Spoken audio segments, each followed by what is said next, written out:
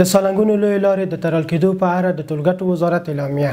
ټولګټو وزارت د سالنګونو لوی لارې د 80 کیلومتر سرک د اساسي ترمیم او بیا رغونې کار پیل کړی چې دا مهال کار عملاً جریان لري.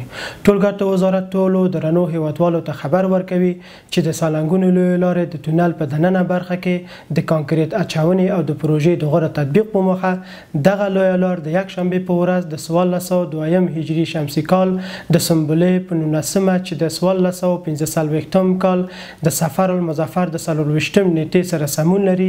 د تونل د کانکریټ اچونې کار تر بشپړېدو پورې د هر ډول ترافیکي وسایطو د تګ راتګ پر مخ تړل کیږي.